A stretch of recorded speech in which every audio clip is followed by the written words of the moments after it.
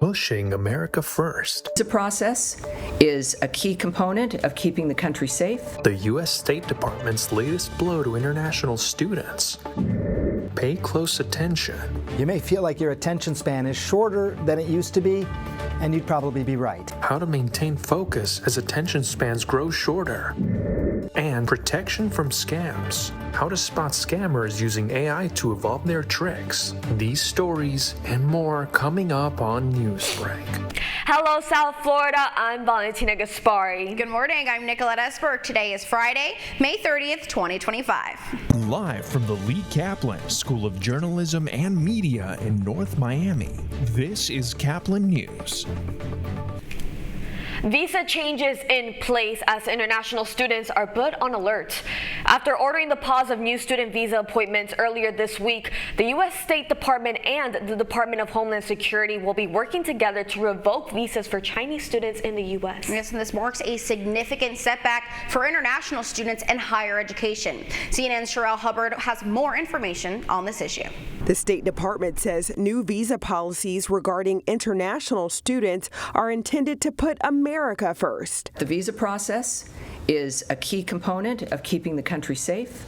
It is not targeted at certain only specific individuals. But Secretary of State Marco Rubio said Wednesday the Trump administration will, quote, aggressively revoke visas for Chinese students, including those with connections to the Communist Party. Will not tolerate the CCP's exploitation of U.S. universities or theft of U.S. research, intellectual property, or technologies to grow its military power. Another group seemingly being targeted, Harvard University's current and future international students. Thursday, a federal judge said she will order the Trump administration to not make any changes to Harvard's student visa program indefinitely in response to the administration's efforts to restrict international student enrollment there. Harvard is treating our country with great disrespect. Tuesday, the State Department ordered all U.S. embassies and consulates worldwide to suspend new appointments for student visas as it moves to expand social media screening and vetting. One professor says preventing foreign students from studying in the U.S.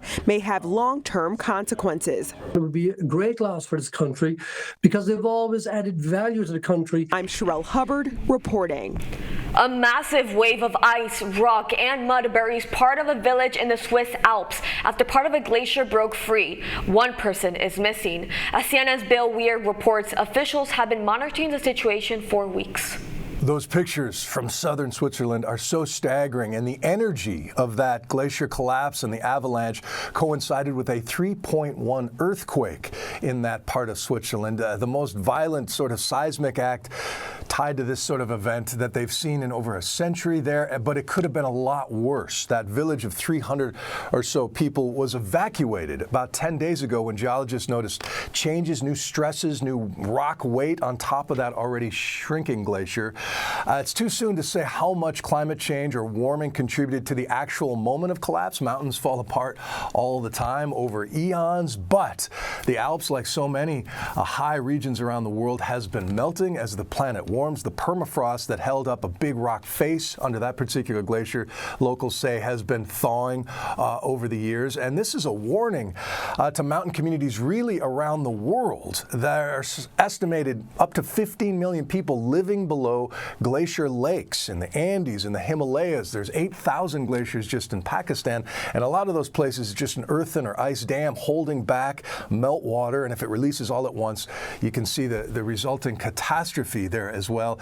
This is Switzerland, one of the richest countries in the world, with scientists who provided early warning that obviously saved lives right there, but there are sort of dripping time bombs like that all over our overheating planet. Bill Weir, CNN, New York.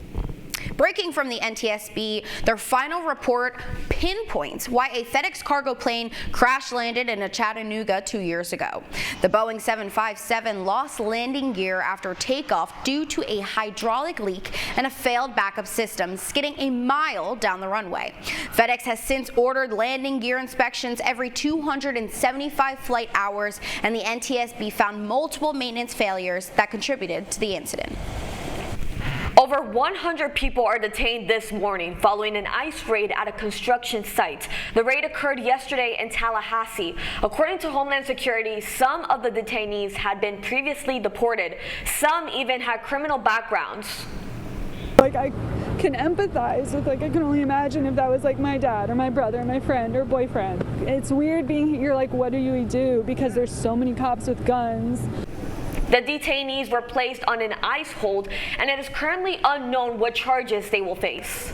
Can't focus at work? Well, you're not alone. In our digital world, distractions are everywhere, but there are ways to fight back. CNN's Mandy Gaither shows us how to train your brain for better focus.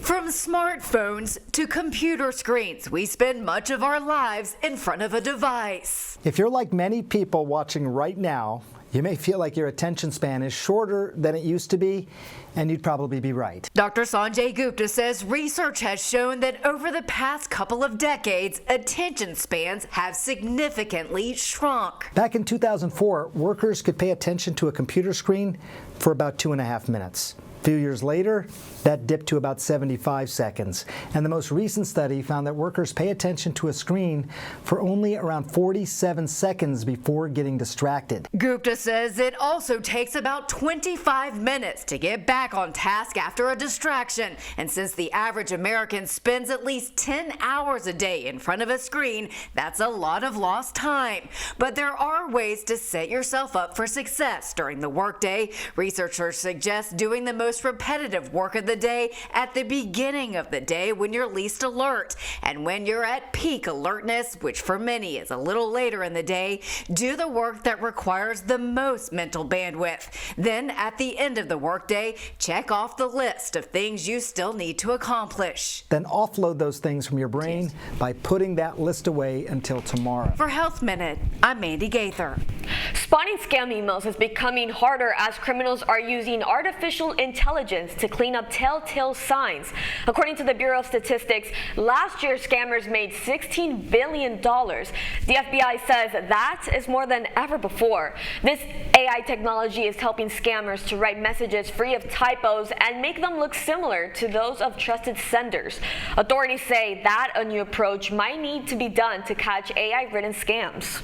Well, Valentina, it feels like deja vu again because the Panthers now know who they're facing once again in the Stanley Cup Finals. And it feels like it's 2024 all over again, but that's still ahead, and so is the story. My first one. Everybody was clapping and dancing, having a good time.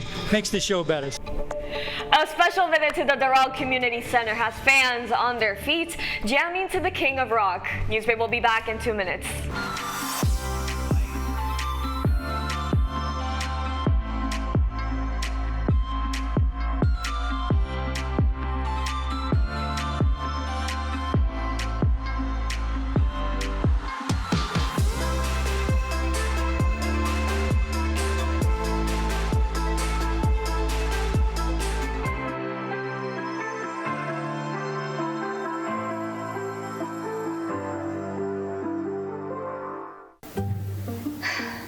Really use a new tablet. I just don't have the money. Let me ask you something. Do you have a Pell Grant? Yes. You do know you can get a free tablet, right? Did you say free? Yeah, free. It's simple. And the application is done in the store. I could really use a tablet. Get one. Another satisfied customer. Stop by PantherTech in the Graham Center at FIU MMC today to speak with one of our associates to get your free tablet. Type 2 diabetes can have a big impact on your life. But how can it be prevented? Well, the first step is knowing if you have something called prediabetes. Take the 1-minute risk test today at doihaveprediabetes.org.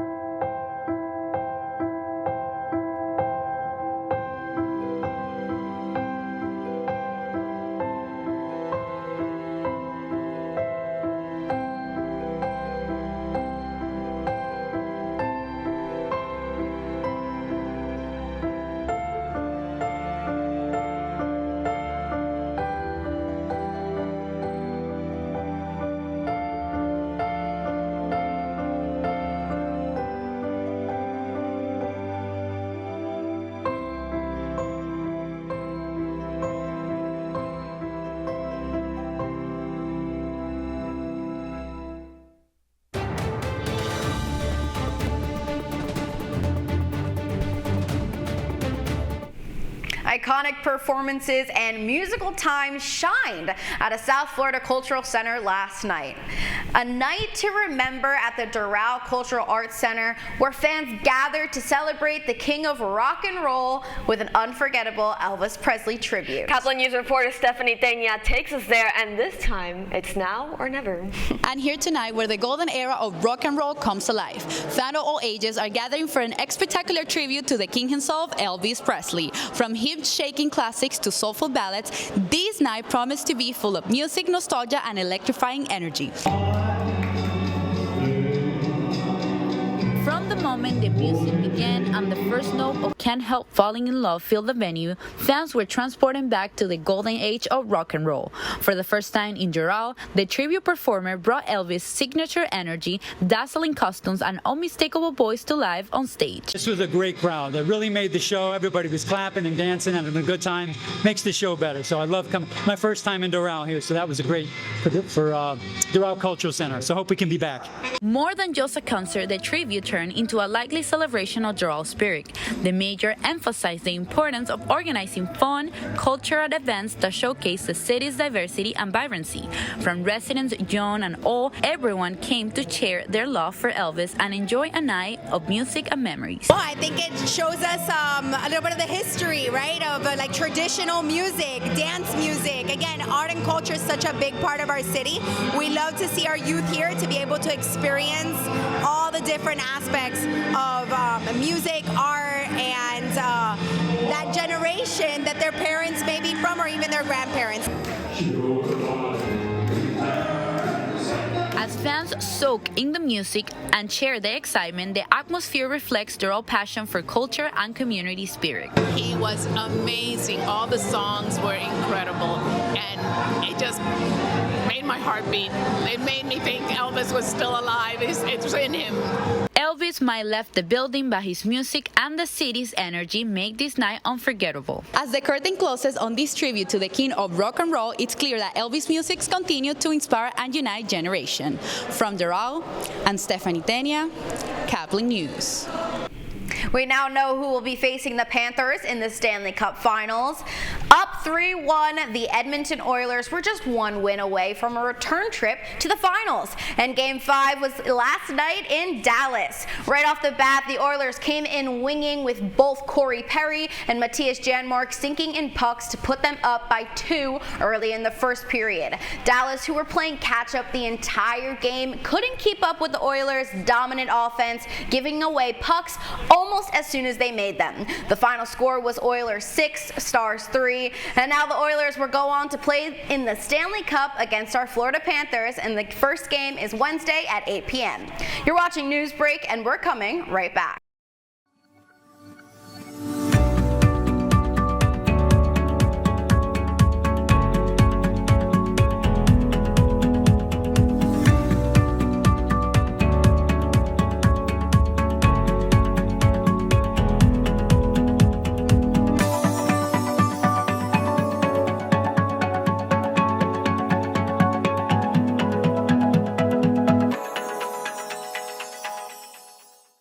See us dream.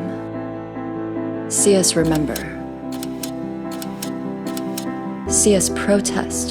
You matter. Your feelings matter. Your identity matters. Everything about who you are matters. See us fight back. See us rebuild.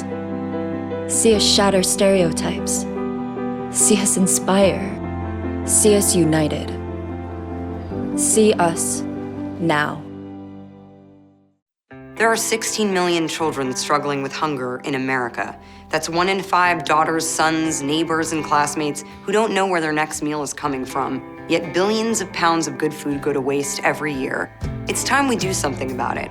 Feeding America is a nationwide network of food banks that helps provide meals to millions of kids and families in need. Visit feedingamerica.org to help them feed even more. Together, we can solve hunger. Together, we're feeding America.